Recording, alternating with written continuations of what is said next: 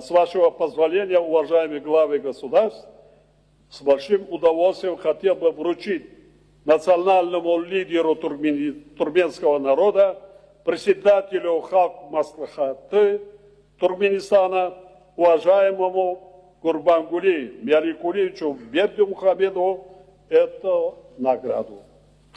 Пожалуйста, я вас приглашаю.